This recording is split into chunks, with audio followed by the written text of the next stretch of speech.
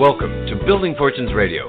Make sure you check us out at buildingfortunesradio.com. Along with our marketing partners, we're here to help our PM Marketing Network Lead customers build their businesses and make the world a better place.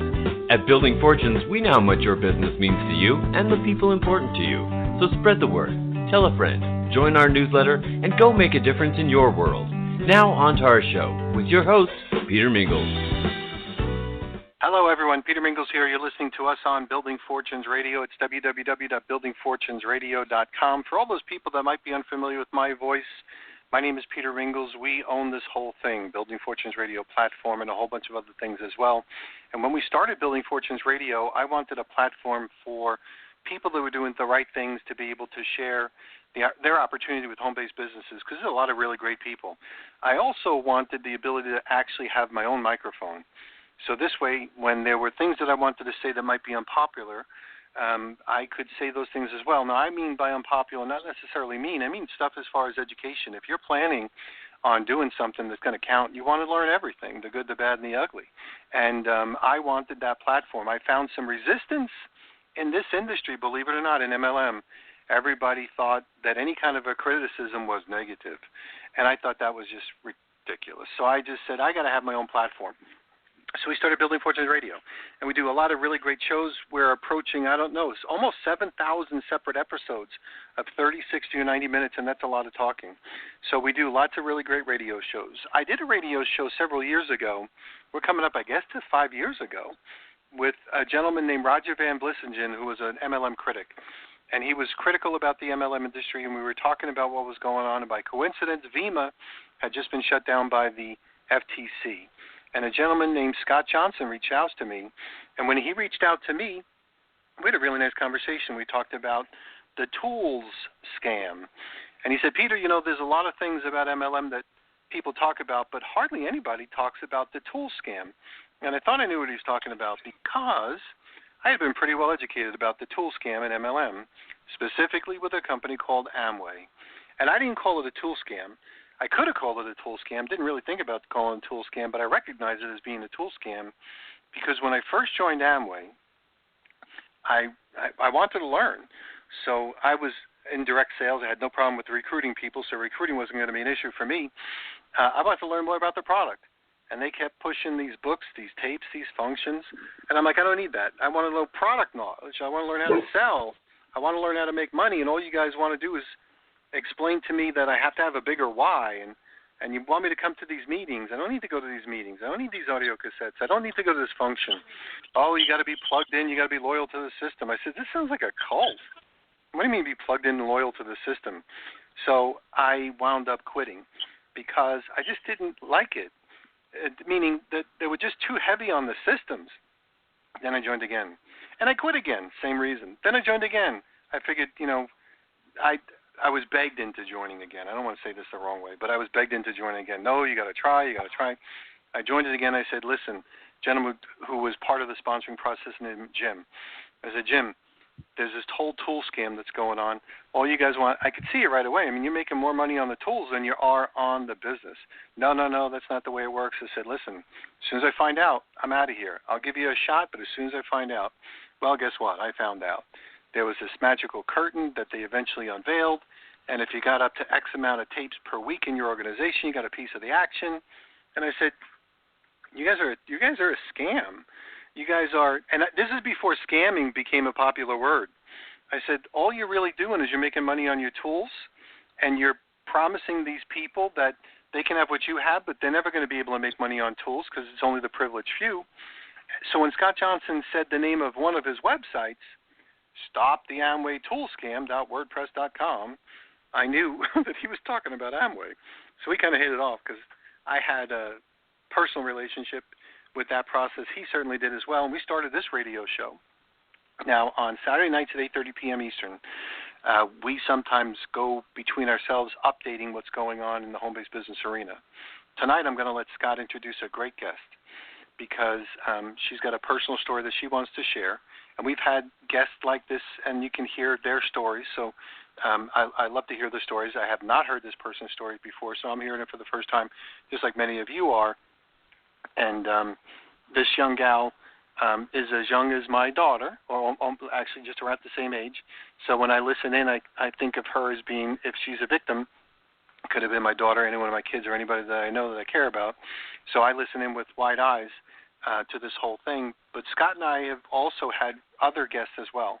And we've had guests where people compare this to cults. You might hear a little bit of that. We've had situations where there was domestic abuse and all those types of things. And I don't know anything about the story that we're going to hear now, but we've had things about bankruptcy, and we've heard things about, lost time and lost relationships and all that sort of stuff. And these are the things that I don't mind talking about, because if you're going to build a home-based business and you're going to build it successfully, I think you really need to know the good, the bad, and the ugly. So, Scott Johnson, thanks for being here. Well, Peter, thanks for having me. I really appreciate it, and we do have a great guest. And I just want to review real quick, when we talk about the tool scam, what that means is the tools are things, and tools is kind of a term that's used in MLM.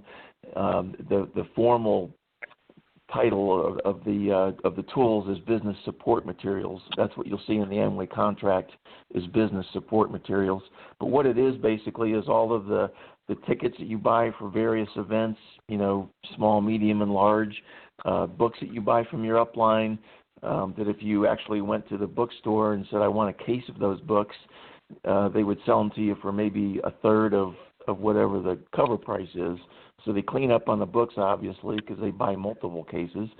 It's also things like the phone apps, it's the recordings, it's the voicemail, it's the website access. There's just a whole laundry list of different things that the upline promotes to the downline with the intent of training and motivating them, which, by the way, I think the tools do a decent job of that. Not that I agree with everything that's on them, but I don't agree with anybody on everything, so that doesn't really matter. To me, the content is okay. The problem is they just sort of forget how to mention how much money they make from the tools, which is multiple times more, by the way, from the tools than it is from the Amway business.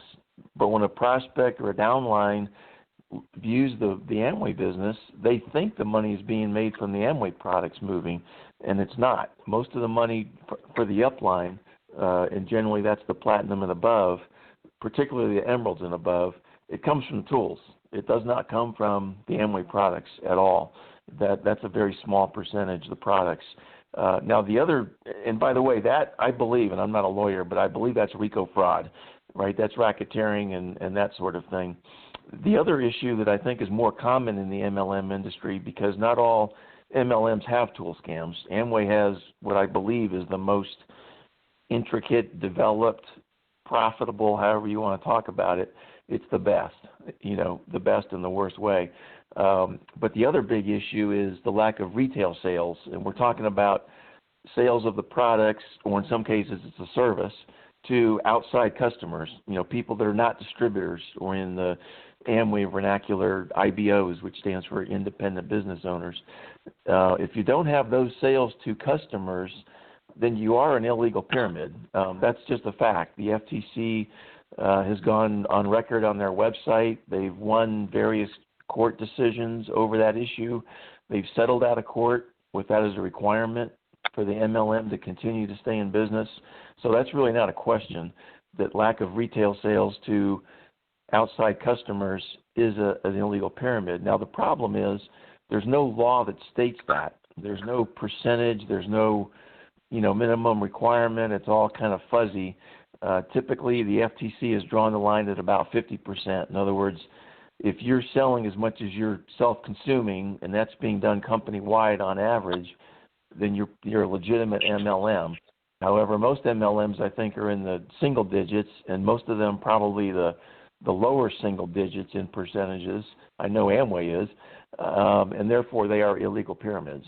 And so those are the two problems that I see in the MLM industry, because both of us really admire the theory of an MLM, but how it's actually being implemented is quite a different thing in most cases. So I just want to kind of get that little commercial in for the new listeners that may not be familiar with some of these terms like tool scam and, RICO fraud and illegal pyramid.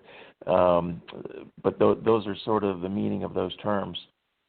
And so tonight we've got a great guest. I met her on Facebook, and she made a comment on there, and I asked her a couple of additional questions, and she answered right back, and I said, man, I'd love to have you on my radio podcast. And it's only mine because Peter says it's mine. Peter does all the work behind the scenes, okay, just to be clear. All I do is talk on the phone for an hour. Peter does all the work.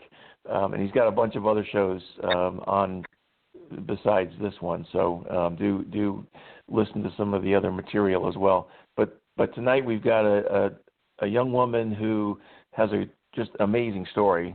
It just blew me away when I was reading and commiserating with her on Facebook.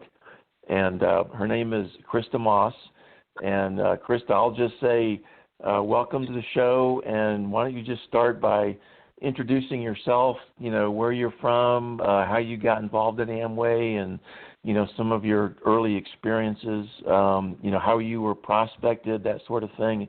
If you can just, give the listeners an idea, who you are basically and how you got involved in Amway. Go right ahead.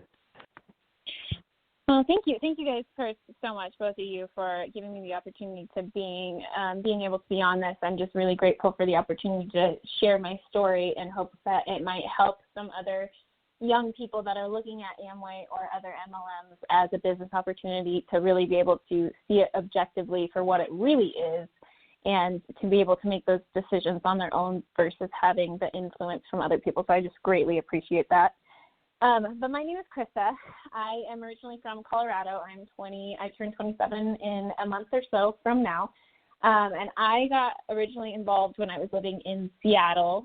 I got sponsored at 19 years old. I was actually just freshly out of high school, just new into college, and I got sponsored while I was working in the mall. That's where I was prospected.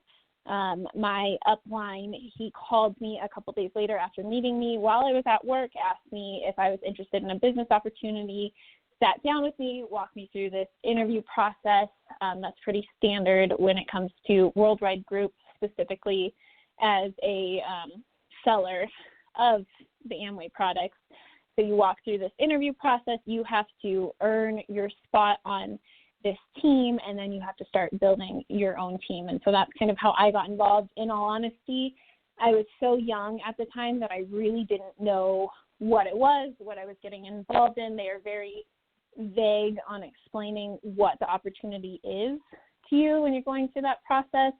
So I just really had a major lack of understanding of what exactly I was supposed to be doing. I was just sold on this dream of being able to retire young and to have all of these things in life that you wouldn't be able to have if you worked a regular 9-to-5 job. Yes, and did he mention anything about, now don't check the internet or anything along those lines, don't talk to other people because, they don't really know what they're talking about, anything along those lines? Yes, he did, but it came later within the interview process. I remember when I got the call, they don't say anything about Amway. It's just business opportunity. If you ask what it is, they beat around the bush when it comes to explaining it to you. So I don't think I actually found out that it was Amway until I was at like our 4th or 5th meeting at that point. And even at that point, I was so young that I didn't know what Amway was. I didn't know about what it really was until I had actually talked to my parents about what it was. And they only knew what Amway was from like the 80s, and the door-to-door soap salesman stuff. So I don't think I really knew, or anybody in my life really knew what I was getting into. But later down the road, they did say, you shouldn't be Googling anything. You shouldn't ask your friends and family about anything because they don't have a financial vested interest in you, was what they said. They have an emotional but not a financial vested interest in you. And we want what's best for you financially because everybody wins if we have the financial vested interest in you. Right, and that's kind of what they told me when we joined in 1993, which is probably about when you were born. But of course, that was before the internet. And so they would say, now don't talk to your neighbors, friends, relatives, coworkers, because they'll probably have an idea of the old Amway, and this is the new Amway, and it's totally changed, and you're going to get just an old-fashioned opinion that's not accurate, and it just isn't credible. And then when the internet came along, they said things like, well, the internet's got a lot of garbage on it. It's like driving down the highway and you stop at a truck stop and you go into the bathroom and all that stuff that's on the bathroom wall. So, you're gonna read a bunch of junk, but it's not true because we have your best interest in heart, of course. And we're here to make you succeed. So, take that for what it's worth as far as, reading those bathroom walls on the internet. That was kind of the approach they took with us. Now, I know that from the Facebook post that you had, as well as the brief conversation we had earlier today, that your upline and you started eventually to date. Was that your sponsor or someone above your sponsor? So that was my direct sponsor, who, when I had met him, he was 26 years old, and I was 19. He, at that point, had been involved since he was 18 years old, living in Montana, and then moved to Seattle. So he had already been involved for 8 years at the time that I had met him, and he was just at that 8-year point finally starting to get a little bit of recognition and actually, I don't want to say making money because I genuinely don't really think that he was ever really making a whole lot of money, but reaching those pin levels that they promoted. That's kind of where he was at. So when I had met him, he was just such an ambot to the core. You get what I fell in love with was the little glimpses of who he really was, but like it was just Amway to his soul through and through. And so, yeah, he was just completely gone by the time that I had met him. But we started dating maybe 2 or 3 months into me being sponsored, and we were together for about a year. And I think you mentioned he was a silver level at the time that you were sponsored? Yeah, he was just getting into his silver pin level when I had just gotten sponsored, and by the time that we broke up, he was in the platinum level, and then he did end up marrying the daughter of a crown within the Worldwide Dream Builders group. At that point, he actually completely left the entire business that he built and moved into his wife's business because of the way that the legacy and the downline stream works with passing along your business. Okay, so he moved over to, that was one of the Duncan brothers, right? The daughter of one of the Duncan brothers? Yeah, the daughter of Brad Duncan, Brooke Duncan is who he ended up marrying. Yeah, that's really, really interesting.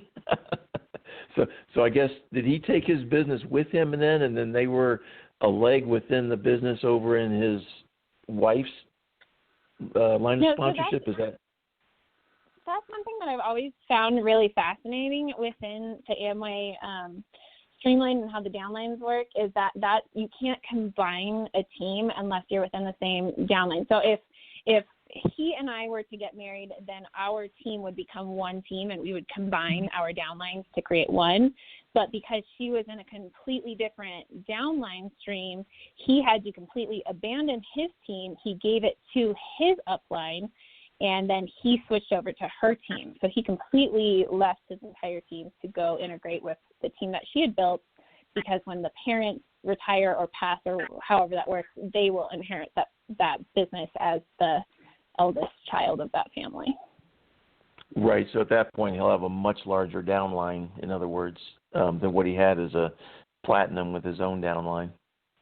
Right. And in my personal opinion, I think that he eventually might have realized that it was a little bit more difficult than he was sold it to be, and that might have been why he ended up marrying somebody as a downline of somebody that was really high up within the Worldwide Dream Builders group.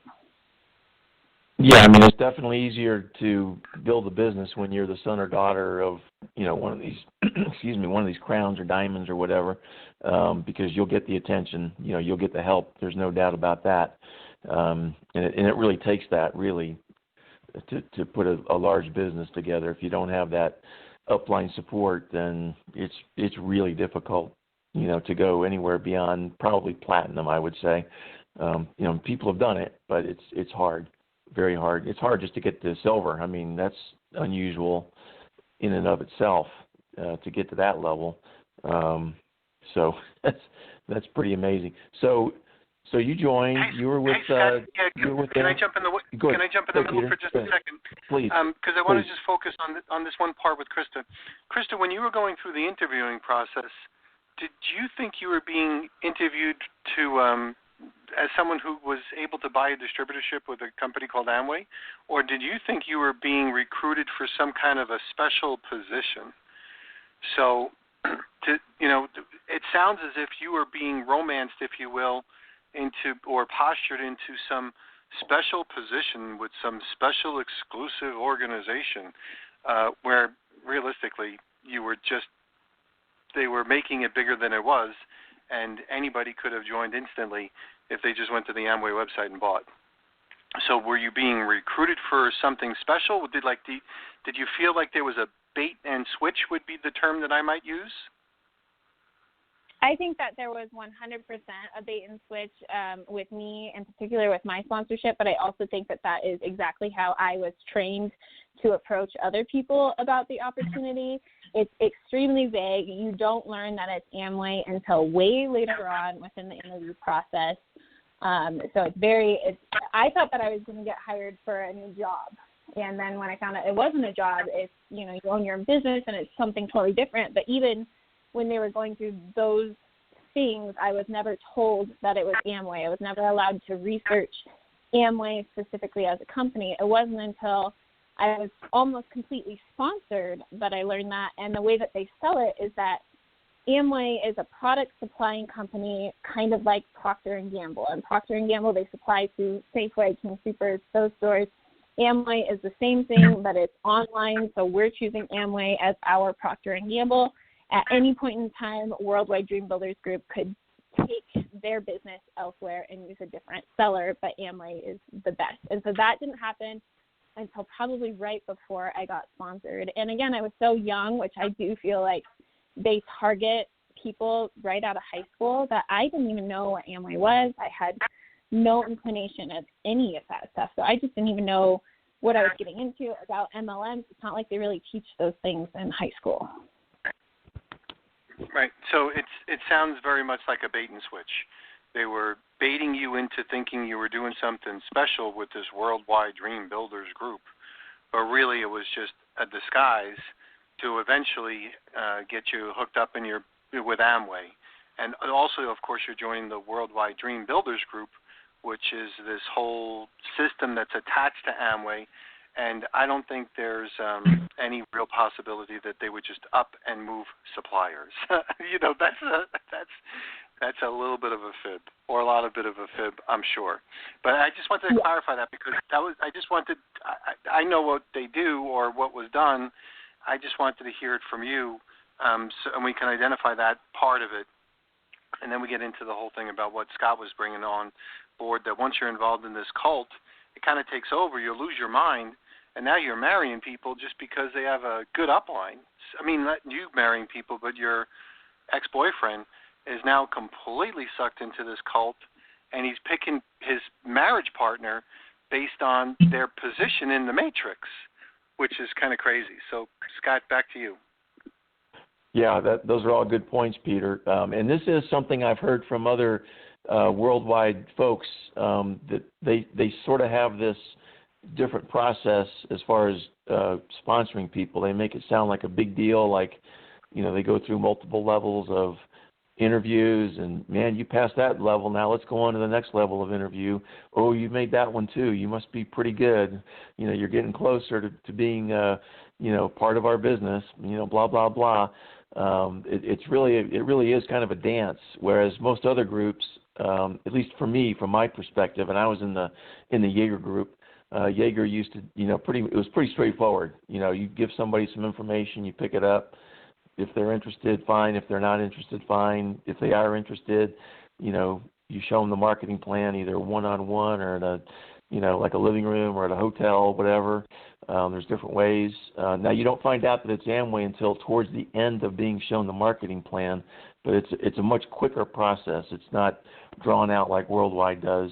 And typically towards the very end, the A word comes up, and it's usually only once. And they move right on. They don't spend any time on, the Amway company or anything. They just, mention it because they probably have to, and then they just move on to the next topic, and it's really not in any way emphasized. And I don't know, Krista, what your experience was when you did find out about Amway. Did they go into the company at all, as far as they're based here and they're this big and all that kind of thing? They did, but it was only like the positives of the company. Like, when I had gotten involved, Amway was right around a point where they were making almost, I think it was like $1 million a month or something like that. So they were getting pretty big. So it was just talking up the good things. But if you were in the interview process and you blatantly were like, is this Amway? It sounds like Amway. It's really similar to things that I've heard. They will not tell you that it's Amway until later on. They will do anything to beat around the bush, whether you directly ask that question or not. Like, they will do anything to cover the fact that it's Amway. Yeah, and then they don't want to give you the opportunity to go on the internet. Now, I was talking to another gentleman. Actually, it was right after I talked to you this morning, Krista, and I think we're going to have him on, Peter, in a couple of weeks. And he lives in Canada, and he was telling me in 2017, and he was in Worldwide, that they were still using the name Quickstar. Did you guys use the name Quickstar at all, or was it always only Amway? They used Quickstar as an example or an explanation of what it was in the past, so I'm sure that they're still explaining that it used to be Quickstar and now it's Amway. I do remember them saying Quickstar a lot, but they would talk about Quickstar like it was like the past version, like the 70s and the 80s type of Amway, and now we're in like today's modern day and age where it's not door-to-door sales anymore. It's online. It's way more user-friendly. It's easier for you to build your business. It's all about the updated of where it's at now versus where it was when it was Quickstar. That is funny because as you probably know now, but just for other people's benefit, Amway actually started in 1959, and they were Amway and Amway only until 1999, which is when I was an IBO. Actually, I was a distributor in Amway. That was the old name of IBO. And then in 1999, in North America only, and that would be the United States and Canada, and I think maybe a couple territories or something, but they actually changed the name in those areas to Quickstar because it was going online.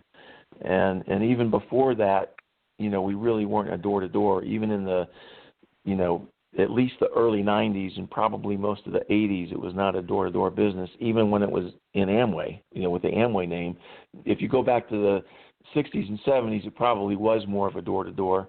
But it's interesting how you mentioned that Quickstar was the old-fashioned door-to-door, whereas Quickstar in reality was, hey, we're going online now, right? Because the internet basically started from a public accessibility in about 1995. And so, Amway said, hey, we got to get online. We got to get hip with, the new technology and everything. And they really, I don't think, liked the Amway name because it carried a lot of baggage with it. And that's why they started using Quickstar. And then back in 2007, from 2007 to 2009, they actually phased out the Quickstar name and brought the Amway name back. So I guess there's different groups within Worldwide that still promote the Quickstar name as if it's the current business name because they just really don't like Amway, the negative connotations and the baggage that comes with it. So that's a fascinating rewrite of history that they told you as far as when Quickstar started and why it started. Go ahead. No, it's really interesting for me to hear the way that you just explained it because they just don't explain it like that at all. Like it's not. They don't say anything along the lines of what's actually factual about what Quickstar used to be. Yeah, that's. I'm just kind of, I'm tickled. It always amazes me to listen to scam artists and when they're lying through their teeth.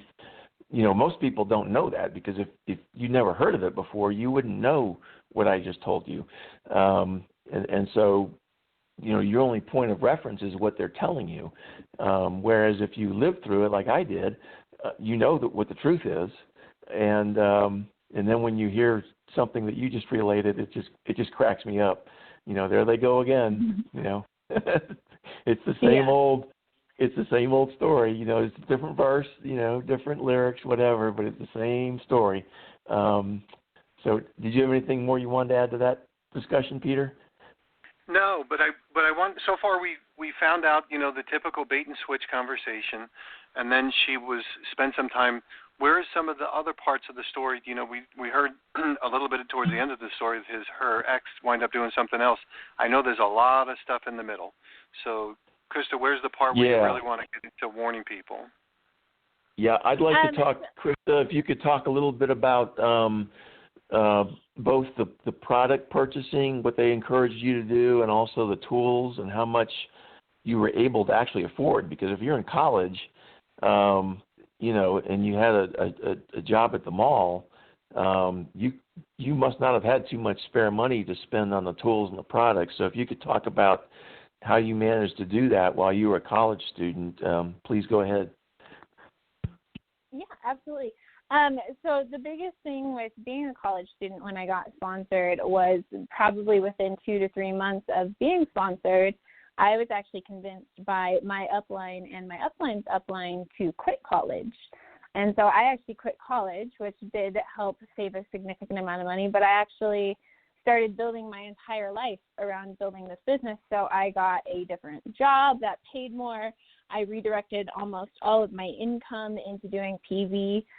At the end of it all, I ended up leaving with about $10,000 to probably $15,000 of debt at 22 years old, of credit card debt for paying for the functions and the hotels and the tools. The tools are huge. The tool scam is just insane.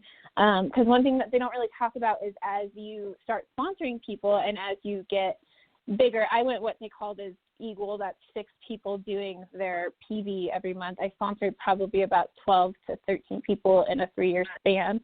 But once you start sponsoring those people, what they don't tell you is now you have to buy tools for those people too, and the people that they sponsor. And so it ends up costing more. I honestly don't think that I ever made any money. I couldn't think of one time where I got like a deposit of more than $3 for the PV that I was doing, and I was just shelling out all of this money to try and build my team and just not getting any results in return. Yeah, so you were all in. I mean, you bought all the tools that were recommended and went into debt in order to do that. Quit college. What a terrible thing. Because I know they always downplay education, and they do it in a really kind of a sneaky way. They say things like, "Well, we really want people to go to college, but you could make a whole lot more money if you just join the Amway business." And so it's one of these things where they don't totally diss college, but then they really do. When you really get down to the end point, they really want all of your money and then some. When I say and then some, it's credit card, and they'll just milk you until you just cry uncle and you say, I can't afford this anymore. I can't. I physically cannot keep going forward because I am now ruined financially, and I've just dug so deep of a hole for myself that I just can't keep doing it. I don't see how it's going to change. But if you were, did you say a double eagle? So I went Eagle, but I had sponsored the same amount of people as a double Eagle. But you guys know how that works. You sponsor one person, they're either in it or they're not, or they're half in it or they're not. So I think over the 3-year span, I had sponsored probably about 13, and I think maybe 6 of those people had actually done anything with the business. And now today, I know that only one person, not that I had sponsored, but somebody that I had sponsored, that they sponsored, that is the only person that is still involved from the entire group of people that I had sponsored during that period of time. And most of those people were people you knew from high school or college. How did you meet those people to sponsor them? We were always taught to go out into public, so I would force myself, in my spare time to go to the mall and strike up conversations with random strangers, or it's anywhere that you can try and talk to somebody and compliment them. I think that was one of the first red flags for me, actually, was that they sell it to you when you're going through the interview process like they are looking for very specific, very intelligent, entrepreneurial mindset type people. And then when you start sponsoring people, you come to realize that it's really anybody that you can sponsor and that you can manipulate and convince them that this is the best opportunity in the world. And so that's what I was doing, was I was going out and meeting strangers, even if I didn't want to, and trying to convince them to be a part of this business. And then, getting really frustrated when you feel like you have to fight every single person on why it's a good opportunity. Right, and we used to use the term, if they can fog a mirror. You know what that means? If you can put a mirror in front of your face, and if you breathe and it fogs up, then they are sponsorable. Right. Yep. Exactly. If it's breathing, go sponsor it. Now, we were also told, by the way, if you put people on a scale from 10 to 1, and I'm not trying to, make any judgments here, but, 10 being, like upper class and 1 being poor, it's not just money, but, it's also attitude. You could have a middle-aged person with a great attitude, and they would be maybe a 7 or an 8, versus a rich person with a terrible attitude, they might be a 2 or a 3. But in general, you go after the money because, if you're a poor person, you literally can't afford the products and you literally can't afford the tools, and so it just doesn't make any sense. Plus, we were told, if you go out and sponsor a 4, let's say, then they're going to sponsor a 3, and they're going to sponsor a 2, and then they're going to sponsor a 1, which is somebody with no teeth, and, it just kind of falls apart. So you got to keep trying to sponsor above yourself, is the way it was, intimated to us. Now, we weren't necessarily buying tools for our downline, but what we were encouraged to do was to have an inventory of tools so that if your group suddenly exploded, which rarely happens, but then you would be in a position where you could supply them the tools. You didn't want to ever be short of tools, because if your business just grew rapidly, you would want to, temporarily, in the beginning, provide them tools to keep them, quote unquote, plugged in and so forth, keep them motivated, keep them involved. Is that more along the lines why you had the inventory, or were you told to literally buy tools for your downline? It was honestly a mixture of both. Worldwide Dream Builders, they were really good at maximizing when it came to the tools and the tool purchasing. And so when you walk somebody through the interview process, you have this black box. And in the box is Rich Dad, Poor Dad by Robert Kiyosaki. There's also a CD that you have to listen to. There's information about Amway. There's Amway samples. And all of that stuff you have to purchase. And so as you're sponsoring people, when they are new, you have to also provide them with those tools to give to their downline until they can start purchasing those tools as well. So, like, when you're sponsoring people and you have, let's say, 6 black boxes, and you're trying to walk all these people through the interview process, and all of a sudden you're sponsoring people, and you've got 6 downline now who are all trying to walk those people through the interview process, it's a lot of money that ends up going to the tools. And then with Worldwide Dream Builders in particular, they had requirements. You had to read a book a month. It had to be at least a chapter a day, and you had to listen to their recorded CDs a day, which were never educational. It was just them talking about their lives and their riches and what Amway has done for them. So it was throwing away money into these things that they knew that they could convince you that you needed to use them or needed them to succeed. Right, and that's a good point. With that long dance that you have within Worldwide, you would probably need even more of that inventory of tools to give to the prospects all along the line. And by the way, you may know this, but Amway's rules require the business to be offered without the purchase of any Amway products. You're required to say, now you can either sign up for whatever it is now, $50-$60, or you can sign up plus buy some Amway products. But typically, the first part of that is not offered. Most people are not offered to only sign up. They're only offered the option of signing up plus the products.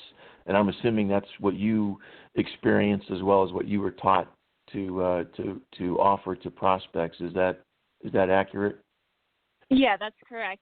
It wasn't really ever an option. It wasn't like, I mean, they would joke around with like, you know, you cannot buy your PV every month, but it's your business, so you're going to want to make sure that you're purchasing your PV. So I think that they were always really sly with the way that they talked about those things, specifically within Worldwide Group. It was like, you could do this, but you're not going to be successful if you do things those ways. So you need to do things this way, and this is the only way that you're going to be successful, and nobody else can tell you differently.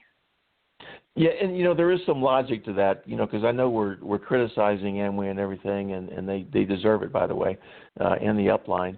But I mean there is some logic that, you know, if you don't buy the products either up front as part of your starter kit, I guess you call it the black box now. Was it literally a black box? Yeah, it's literally a black box that has like this folding lid over the top, and then within the box you put all of these tools and stuff. But with Worldwide Dream Builders, when you sign up, I mean, you guys, I'm sure every company that plugs into Amway has a different setup for the things that you have to purchase to start your business. But the main one is, you know, registering as an Amway IBO. You pay for that annually. But then within Worldwide Dream Builders, you have to order black boxes. You have to sign up for Kate, their voicemail communicative system. There's all these different little things that you have to purchase on a monthly basis, which ends up being, I think, around like $150 a month or something like that, plus your PV on top of that. And what was your PV expectations as a young single woman? As a single person, they wanted you to do 150 PV. As a couple, they wanted you to do 300 PV. But they always push for, regardless of your age, your financial status, any of that, for you to figure out in whatever way that you can to rearrange your income to make it so that you can do 300 PV consistently and set the standard for your business so that everyone's doing 300 versus 150. But as a young single female who was, you know, not even 20 years old, that was financially impossible for me to do. And not only that, I couldn't physically use all of the products that I was purchasing. Right, and just for the listeners, PV stands for point volume, and right now the multiplier is about 3 to 1. So 150 PV is about $450 out of your pocket for the products, and these are very expensive products. So, you know, it's not like it's going to fill up your entire living room if you buy $450 worth of products. You can spend that much money very quickly, you know, just a few, you know, vitamins and supplements and some makeup. And now, just to be clear, I never ordered makeup for myself. But that's right. I mean, you don't have to buy a bunch of stuff as far as taking up a lot of space, but you just can't physically use it because, you know, you can't eat vitamins by the handful. You only use so much makeup at a time, and, you know, it doesn't make any sense. Now I happened to join when I had a young family, so I was able to absorb that. You know, as far as the products, you know, we were able to consume things a lot easier than a single person for sure. So yeah, that's interesting. Now that black box, I'm a little bit curious about that. Was that a worldwide box that had tools in it, or was that did it come from Amway? It's a Worldwide Dream Builders tool specifically that they designed for their interview process. When I had gotten involved, it was, I want to say 2012, I think it was probably 2012, and they had just started the interview process. So before, it was them trying to sell themselves to you for this interview or this opportunity. And now they somehow were able to manipulate the system where when they prospect, you have to prove yourself to them to be a part of their team. And that's where that black box came into play. It's all the manipulation between there. It's like a 7-step interview process, and each step is laid out. So when you go to your first interview, it's you know, you can own your own store and shop from yourself, or you can shop from the grocery store. It's very vague, and so every single interview you go more into detail, but you get that box on after your first or your second interview. I think it's after your first like function where you go and see a speaker and you get the box, and that's your first test, quote unquote, where you are tested to see if you read the book, which is Rich Dad Poor Dad, if you listen to the audio, which is usually a diamond audio, and then there's a pamphlet. The only thing that comes from Amway is a pamphlet on the numbers and the statistics, and they kind of just mull over that really, really quick. We don't like to talk about how, you know, at the bottom it says the average IBO makes $2 a month. They kind of just go through that really, really quick when it comes to looking at those numbers. Right, and they probably tell you something like, well, you're not average, are you? You're above average, you know. And, of course, if everybody's above average, then nobody's average, which is, you know, it doesn't make any sense. So, but that's interesting. Yeah. It sounds like that was a worldwide exclusive, if you will, because the way in the olden days, you know, when we were in Amway, you know, up till about 2005, which is when I found out about the tool scam, the starter kit came from Amway. It was a box from Amway, and you stocked up on those, like I said earlier, just in case your business exploded and a bunch of people got in. You want to be prepared for that, don't you? But then there was a separate.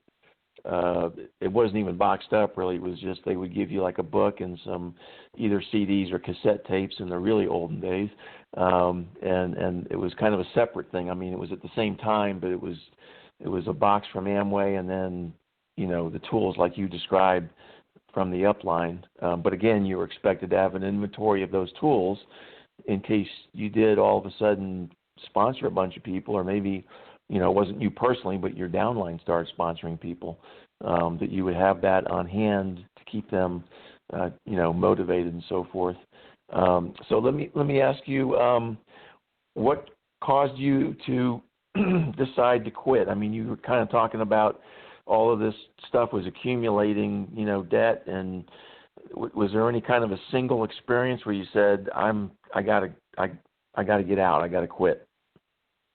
I think for me personally, there was a combination of a lot of things. I started dating my upline, I think 3 months into being sponsored, and there was a lot of extensive manipulation and gaslighting, brainwash, whatever you want to call it, from him and his upline on how to control my entire life.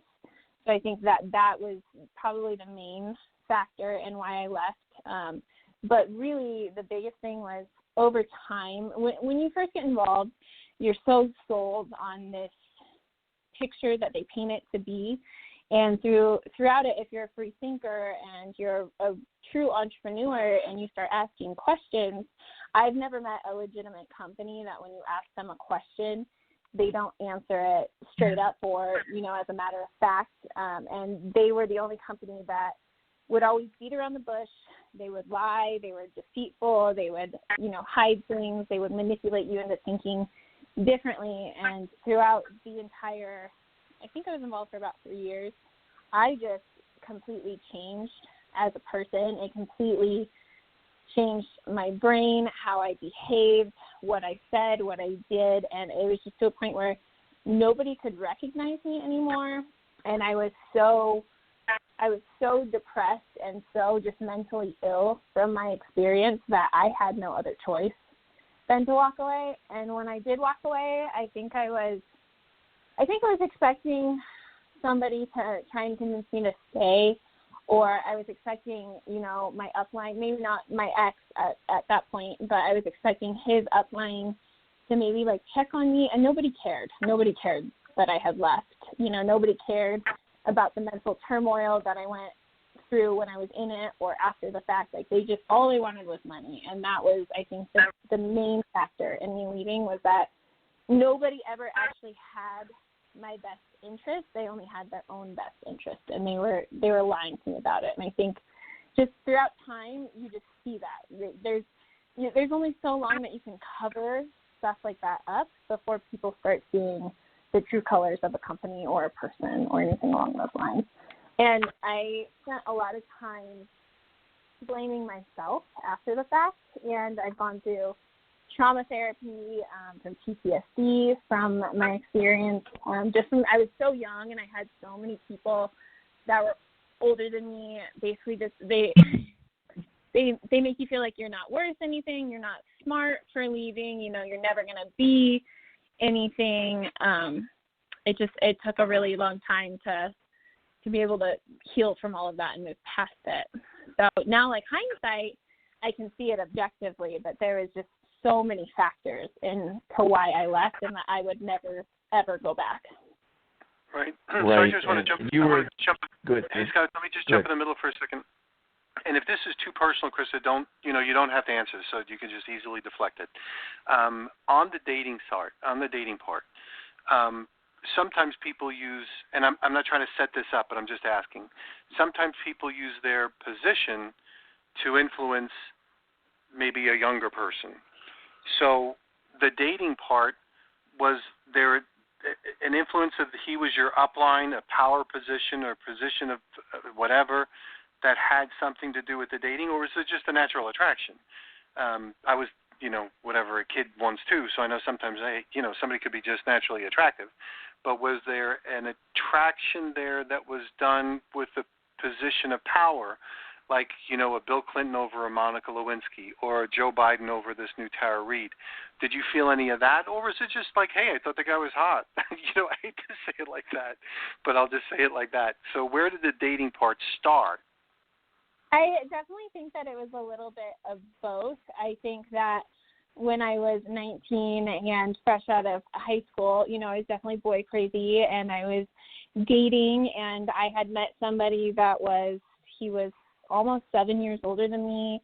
He had a career, I guess that's what I thought it was at the time, when really he worked at like T-Mobile, I think, as like a cell phone salesman. But there was definitely this factor of he's this businessman, he wears suits, he's got it together, he's Christian, and there was definitely this business aspect that I was very, very attracted to. Like he's an attractive guy, and it was definitely more than just the business side of things. But I felt like at my point in my age that I was ready for that next like adult step. I was ready to be an adult and have an adult relationship and go on dates, and so I definitely think that was a huge factor in us dating for sure. Okay.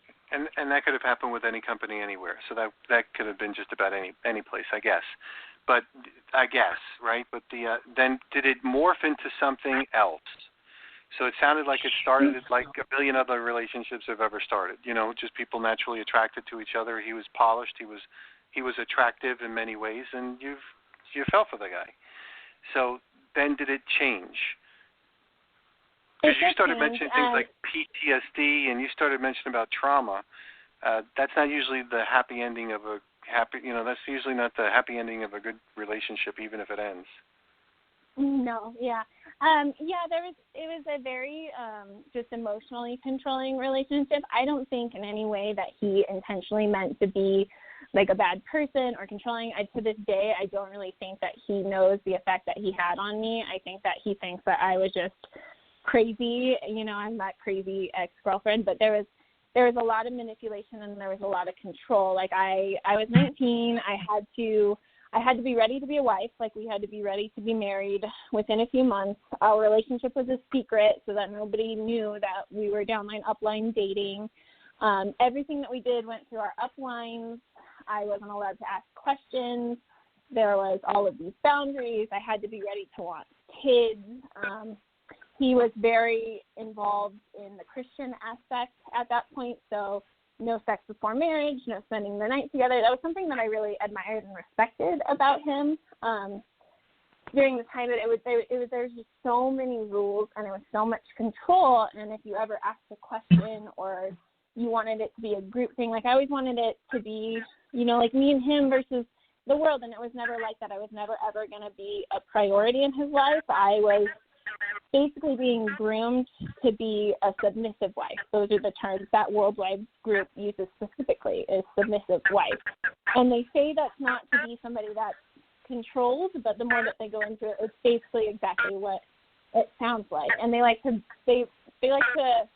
compare it to what the Bible says about being submissive, and how it's not just being, controlled and doing everything at your husband's beck and call, but really that's exactly what they're getting at. And so I had a really hard time with that, and anytime that I would question anything or I wanted to talk about our relationship, I was just completely shut down.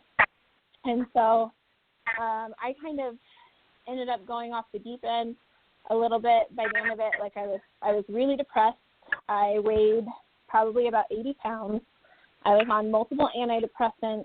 I just completely lost my mind. I went crazy. I felt crazy, and I was doing things that were completely out of character with acting out. And anytime I looked for comfort from the people that I thought were supposed to be supporting me or helping me, they just kind of shamed me. Like, well, you're not good enough. Like when Court and I broke up, I was told that I was just not on his level anymore, and that he had outgrown me, and that he needed to be with somebody that was better than me and on his same level as far as a wife goes. Yeah, and so just kind of punctuate that, Peter, it wasn't just him. It was the upline above him that was really doing the manipulating. He was sort of just the go-between, if you will. But all of that manipulation really came from above him. He executed it, but he was just cooperating with his upline because, that's what you're taught to do. Do whatever the upline tells you to do. And that's what he was doing, was just kind of like a robot. But I believe that most of that manipulation was originating from above him in the organization. And Krista, if you can comment on that. And sorry, Peter, I interrupted you. You can go back to your conversation as well. Yeah, and I'll let Krista answer your question and blend it in with mine. So, Krista, when did this go from being a business opportunity to being more like a cult or a religious cult or some kind of, wait a minute, we're supposed to be doing some stuff relative to running a business, and when does this submissive wife thing start pulling in? I definitely think that when I first got involved, I was so just young and naive that I knew it was a business opportunity. I didn't really understand what it was. I didn't understand what I was supposed to be doing. And then when I started dating my upline, everything changed, and there was all of this pressure to start my own, to really get out there and build the business. I was supposed to be, they call it 21 and done. So 21 and retired, even though, hindsight, they never retire. They're always working. It's a job just like anything else. So that all started probably about 3 or 4 months in, that it started very lightly, the manipulation and the control. And as he actually got higher up, because he had just gone into that silver qualification, as he started gaining more recognition from his upline, that's when all of that control over his life got a lot worse, then trickled down into our lives. And a lot of that, I totally through and through believe that he is who he is because he got involved when he was 18 years old. And by the time that I had met him, he had been manipulated for 8 years. Like he was the epitome of an ambi. It was like worldwide group word vomit. That was the only thing that ever came out of his mouth, was things that he had heard from his upline. And I always thought that it was really weird that they would cling to the words of their uplines so intensely, that they were recording them and all these things when they really weren't saying anything of value. There was never anything that they were really teaching other than, here's all the things that I have. So I think that there was just, throughout the entire thing, there was a lot of manipulation, but it absolutely progressed and got worse as he grew in the business. So would you consider him also a victim in this? Where he was manipulated as well, maybe at an early age? Absolutely. I mean, and I don't know anything about the gal that he married, and it might have been love at second sight or whatever, but the reality is it seems like he's continued to be manipulated into the system by who he actually picked as a mate, for marriage. Yeah, now looking back, I think that when he was dating me or looking at me as a specific spouse, it was for that purpose, that it was like he was shopping for a wife. He was shopping for a wife that would be his perfect business partner for their organization. Like, he really wasn't looking for a connection. He was looking for a business partner more than anything else. And I think that's something that they teach them to do, because he wanted to get married like right away, and but we weren't allowed to have kids until we went diamond, and there was just so many rules. And if I ever like questioned anything, I got more. You laugh, Peter, but this is true. Go ahead. So, there's a time frame for when you're allowed to have kids in a network marketing company? I guess so, yeah. Yeah. Yes, that's absolutely true. And you don't buy a car either, right? Unless you get the upline's permission. You don't do anything major. And when I talk about major, you remember the woman we had on a couple months ago, Peter. They had budgeted her entire income to put everything towards Amway, and of course she had a budget for food. It wasn't like it was 100% Amway, but she could pay her rent, she could make her car payment, and she could pay the electric bill and all that. But at the end of the day, when they paid all of those required expenses and she was buying all the Amway products and the Amway tools, she was left with $1 a day to herself. That was all she had to herself to spend however she wanted. It was $1 a day. That's how much they get into your finances. I don't know, Krista, if they were that extreme with you as far as budgeting every last dollar almost. Was that did they sit down and do that with you? Is that something they formally did, or how did that work out? That is like step 5 or 6 within their interview process, is to sit down and do a budget of your finances, and you basically have to lay out all of your finances for your upline who you've known for a couple of weeks, of down to your debt, and you budget out every single dime down to the very last penny, and it's all so that you can organize your finances on what goes to your PV and then what you can pay your bills with. So I even know, like, with the stimulus checks, I know that uplines were going crazy with contacting their downlines of how are you going to spend your stimulus check properly. So they did that very, very early on.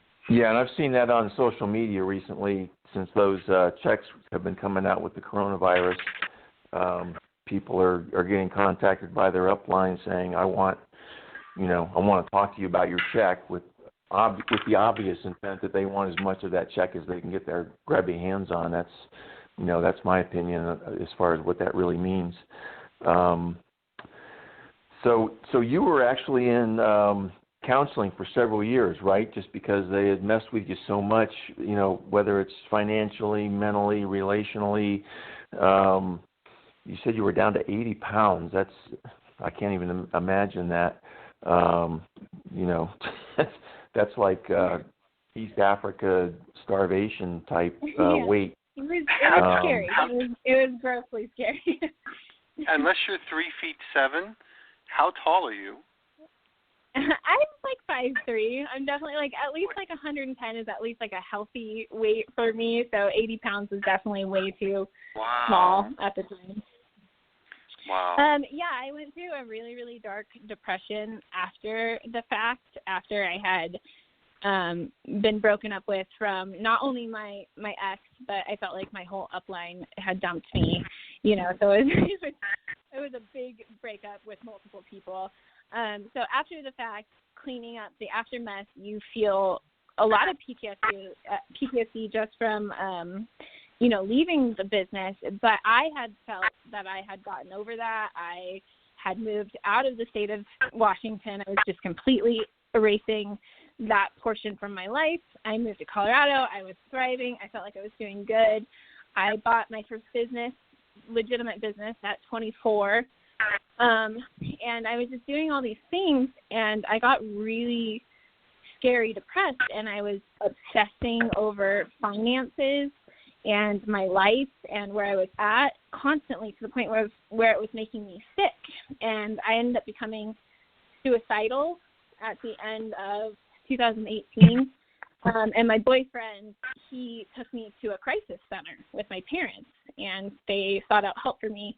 And I just thought that I was overwhelmed, stressed, depressed, whatever it was. Well, I did the depression test and the PTSD test, and the therapist was like, well, you're not depressed. You have, you've been through a trauma. You're experiencing triggers and issues with those triggers. And so I ended up going through trauma therapy, and it just had, that whole experience had influenced my life so significantly that every decision that I had been making was to prove myself to these people that don't think about me, that don't care about me, that I'm not involved in their life at all anymore. It was all to prove these people that they were wrong, and it was all subconscious, and it was little things that would trigger me. And the main trigger that caused all of that to happen was actually that I got prospected here in Colorado in the post office. And so for people that don't know what prospecting is, that's when you go out and you find somebody to try and sponsor some stranger. And she went through the whole spiel that I used to give to people, and I knew immediately that it was Worldwide Dream Builders, and I just went into this crazy downward spiral. I ended up flying to Seattle, I think a couple weeks later, ironically, and I cried the entire time. I was like suicidal, and it was a nightmare. And so figuring out what caused those issues has really been beneficial for me to work through those and deal with it, so that now I can look at the things objectively, and I'm much more logical when it comes to my life and where I'm at. And one thing that's been really beneficial is comparing where I'm at now at 26 compared to where my ex was when he was my age, and he was supposed to be this big shot living in, an apartment with 4 guys and having holes in his socks and, all those things. And it's like now I'm 26. I'm a successful business owner. I own a house. Like, I just feel so much further along, and I get so much more recognition now than he would have ever gotten from them. It's a great that's a good point. Just to go back to that. Just to go back to that wife thing real quick again. Yeah, I just wanted to go back to that wife thing. What they're really looking for is a woman that's willing to stand next to their husband and smile and be totally submissive. That's really what they're looking for. That's their perfect mate. That's the goal of any single guy that's in Amway, is to find that type of a woman, which is totally emasculated as far as a real person. But I did want to ask you, Krista, you mentioned a little bit of it. Where are you now? I mean, where are you in life? You obviously have a much better boyfriend because he cared enough about you to take you to counseling. But what else is happening with your life right now? I'm honestly in just a really great point in my life. My boyfriend and I, we own a house together that we bought last year. I own a business. I own a dance studio and aerial fitness facility, so we do like circus training basically. But I also work full-time for a professional fiduciary, so we're court-appointed to manage people's finances that are incapacitated, that don't have the capabilities of doing it themselves. So I just have such a fulfilling life. One of the biggest factors with knowing that leaving Amway and Worldwide was the best possible thing for me was the community that I've built with my dance studio, and just the praise that you get that's so genuine of, thank you for creating this environment. And it's just so much more rewarding now. I just feel so much more full in life than I think I ever would have felt had I stayed involved with Amway, or had I, married Court and been that submissive wife, which, submissive wife is exactly the term that they use. That's exactly what they want. They want you to not argue. They want you, I just don't think that I would have ever truly been happy had I stayed. Like, I think you can tell me that I can retire young as much as you want, but I would rather work until I die doing these things than to stay in that kind of prison center of, the mentality. And they put you in this box and you just can't move. And so I feel like I'm flourishing so much now compared to what I went through and where I was at. And you're obviously making money versus losing money. Is that an accurate statement? Yeah, actually, ironically, I paid off my Amway credit card officially like 2 months ago. Congratulations. That's excellent. Excellent. Peter, that was the very last thing that I had that tied me to the name Amway. And I had to see it every single time it paid my bill. And so now it's gone, and it just feels so freeing. Well, congratulations. That's great. Peter, did you have anything else? I wanted to also ask Krista, is there something we didn't cover that you wanted to mention? I just wanted to make sure, if we didn't cover something that you wanted to discuss, that you had a chance to do that. I think I covered everything. The biggest thing for me, I just really greatly appreciate the opportunity to both of you to really talk about the dating aspect and just the, being able to objectively look at something for what it really is as a young person. I hope that anybody that's looking at Amway or any type of MLM looks into websites like yours or other people that give you the truth, and to just be cautious and guarded when it comes to making those decisions for your life, because it's so huge, the long-term effects that it can have on you. Yeah, so I know it was important for you to tell this story, and I'm glad we were able to provide the platform. Sorry you had to go through it. I'm glad you're on the other side of it. But probably the point that I'd like you to just underline is the idea that these aren't just business mistakes that people make. They didn't just lose some money on a kit or lose some time. If things went the wrong way, you might have lost your life. So, and you certainly lost your life for that period of time where you were, where you were down. And I think people need to understand that is probably more frequent than many people believe in companies or downlines that manipulate people like this. You're not the only one, Krista. So do you want to comment on that, and what message do you want to really leave for people as we close up? Yeah, I do. I hope that people can be really guarded in the decisions that they make. Like you said, it is something that can affect you. Outside of the fact that I probably lost $20,000 to $30,000 within that 3-year period, more so than anything, I feel that I gave up the whole first portion of my 20s to that business, whether it was consciously or unconsciously. I gave up so much of myself through manipulation to those people. So I just wish so wholeheartedly that when these opportunities come into people's lives, that they really take the time to research it through and through and get their own opinion and their friends and family's opinion, because all of those things are important. And yeah, it could save them, 5 to 6 years of turmoil, whether it's emotionally, financially, mentally. There's so many things. I mean, I've heard so many stories like mine of people that go through trauma therapy or people that try and commit suicide because of the mental turmoil that this has had on their lives. And that's the biggest factor over anything else, that it can really, really hurt your brain and who you are as a person. And it's strong enough to come out of that, then there's a chance that you never will. And that's probably the biggest factor in considering something like this. Right, because if you weren't able to get the intervention from friends and your new boyfriend and some other things that we probably haven't heard about yet because it's just a short radio show, if you didn't get that intervention and were able to pull yourself out of it, where would you be now? Like if you weren't able to pull yourself out of the deep mental spiral, the trauma events that you came from, where could you be now? I think 100%. I think that if I didn't have the amazing support group that I do through my friends and my family, my parents have been amazing through all of it, that I 100% believe that I would not be here anymore. I was very, very suicidal to the point where I was researching ways to do it. And I think the scariest part was I didn't understand why I was feeling that way. And it all tied back to what I had experienced with Amway. Wow. That's pretty heavy duty, yeah. Scott. That's pretty heavy duty. It is very heavy duty.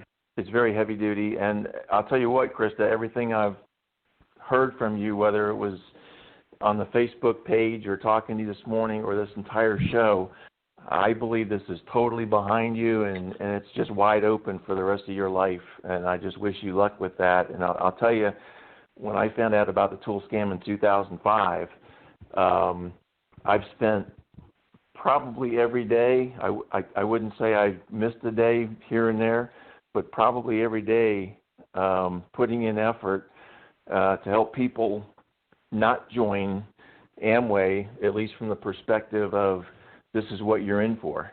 And the reason I do that, part of the reason I do that is when we joined in 1993, We had a son that was almost 3 years old and another one on the way.